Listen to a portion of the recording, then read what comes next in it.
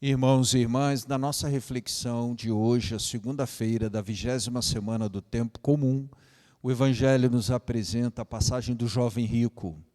Jesus está diante de alguém que deseja, sim, com sinceridade de coração, ser bom, segui-lo, viver um segmento radical e um segmento a Jesus.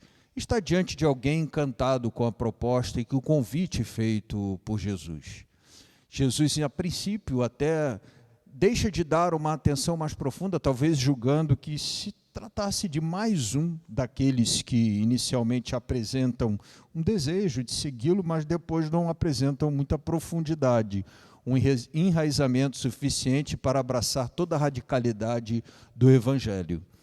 E, num primeiro momento, ele diz para Jesus: o que eu preciso fazer para ser bom? E aí Jesus disse: olha, você já conhece os mandamentos, vive os mandamentos, e pronto. E ele disse para Jesus, surpreendentemente, que já vivia. Eu vivo todos esses mandamentos. E aí Jesus olhou para ele com um pouco mais de profundidade, né? Fitou, sugere o texto bíblico.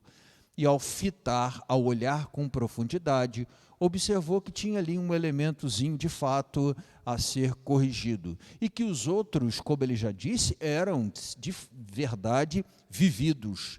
E esse elemento era: olha, vai, vende tudo que tem, dá aos pobres, você vai possuir a riqueza, a vida eterna, e vamos comigo.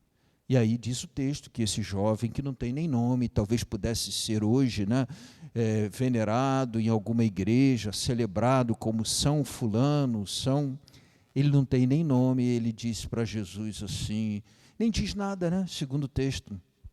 Ele abaixa a cabeça, fica triste e segue o caminho dele.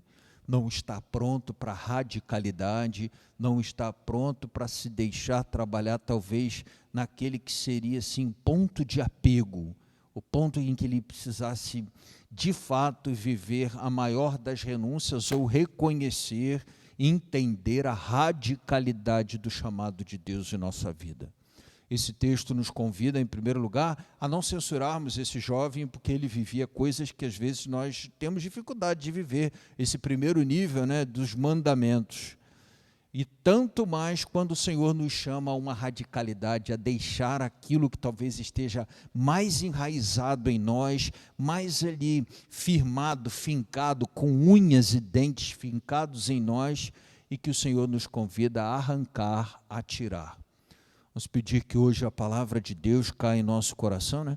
Como semente em terra boa, como o refrão do Salmo sugere, o Senhor não esquece o seu povo, como sugere o livro de Ezequiel, mudança profunda, mudança radical, mudança de rumo, que o Senhor nos permita viver talvez nesse ponto.